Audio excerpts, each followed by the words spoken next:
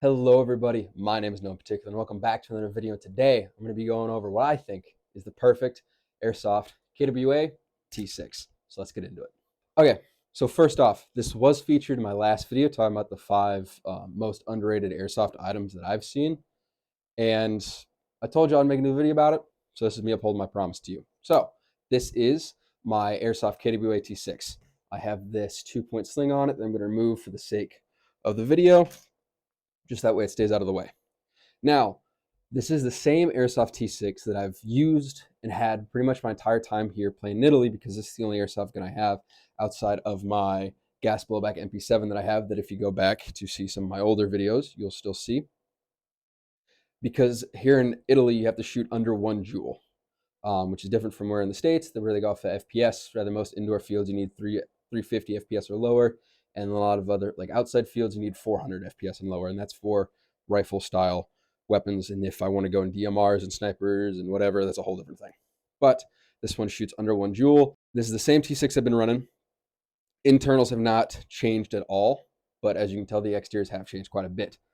Now, right off the bat, the interiors for this is still the Gate Titan. This is the Titan V2 Advanced, so I can still plug this into my computer through the Dean's plug in the back using the USB link from Titan and have it plugged in, so I can have it running a binary trigger, full auto, burst, whatever, and use and see like diagnostics of temperature and whatnot. You can find so many different videos that'll do so much more justice about the Titan MOSFET than I possibly can. So we're going to start from tail to tip. So we're starting off the back. I have the AirTech, I believe that's the company, the extended buffer tube. And simply for the fact that I have lost the original one that came with the gun, it's somewhere in the field that I was playing at. So it's just the extended one. And now I don't have to fight as much for battery space. I didn't have to fight with much before just because this buffer tube is massive. Certainly it won't have as much space as a big stock would, but this is a lot more space than my Ares M45, which is the size of a buffer tube. This is wired to Dean's because Dean's is more superior to small Tamiya. And the stock is just that standard tanker stock. Haven't touched it from the original T6 because I do enjoy the PDW stocks, and I'm very happy with this PW stock. And I might get a second one for my M45 because I have it came with a pistol brace, which is the first and only time I've seen an airsoft gun come with a pistol brace, which is a wild concept to me. So we still have the PDW stock, extended buffer tube, and the internals, again, which is the Gate Titan MOSFET. It does have a ambidextrous charging handle, which I believe comes with the gun. The bolt catch works from time to time with a stock hop-up on the inside.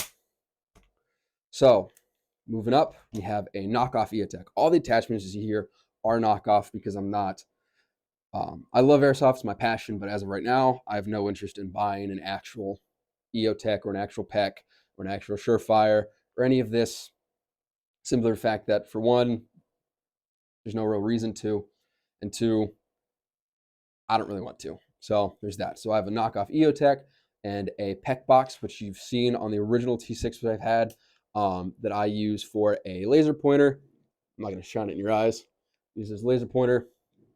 And this is all on top, and these are both on top of a GBRS Group Hydra mount.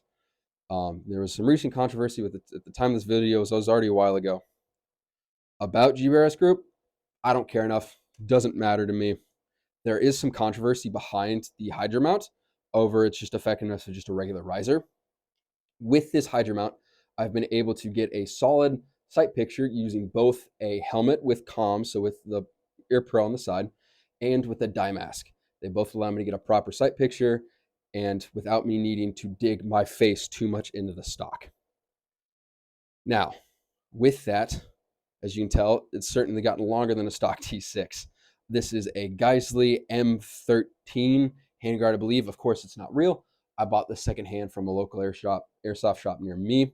I bought the secondhand. It didn't come with the barrel nut, so I've had to find and make kind of my own barrel nut for this specifically.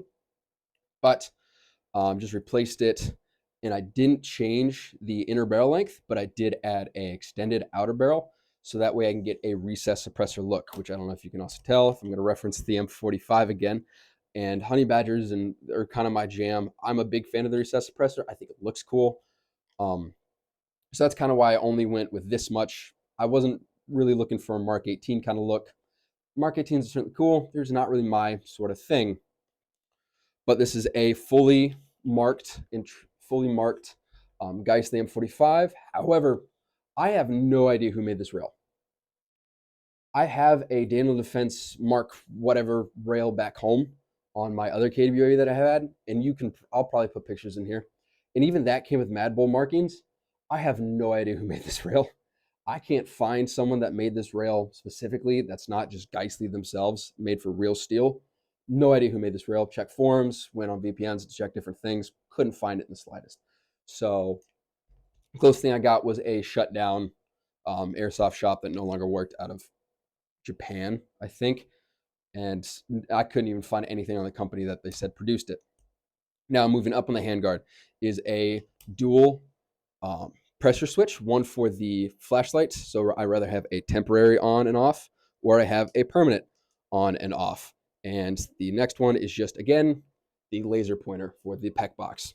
And using it from the reference in my last video, a blue Ranger band to keep the wires settled down so that they're not getting all tangled up with it. Now, going up, I do have the flashlight mounted to the left side, to the 9 o'clock position. And the reason why I do that is because I am left-handed. I am a filthy southpaw. And it allows me to get a solid grip up on the handguard and to allow me to use my thumb freely to activate both pressure switches freely and not have anything in the way, even with the stock in the way, because again, I do have a mounted sling mount up here. It still allows me to get a solid grip with or without the sling on.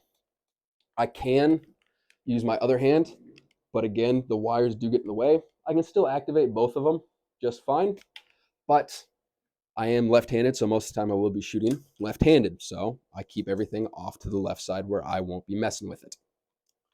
Now, the foregrip, no idea what brand it is. I got it with my Ares M45 when I was back in the UK.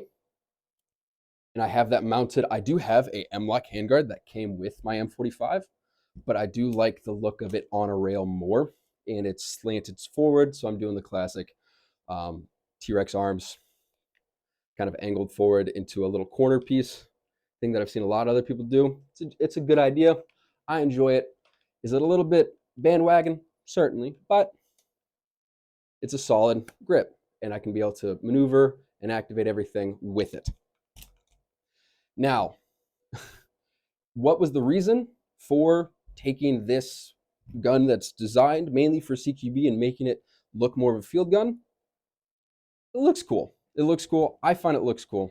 And with the rail space that the original T6 handguard had, there wasn't enough for me to do everything that I wanted to do and get the actual look that I wanted to get originally. So I was able to extend out the handguard, extend more rail space.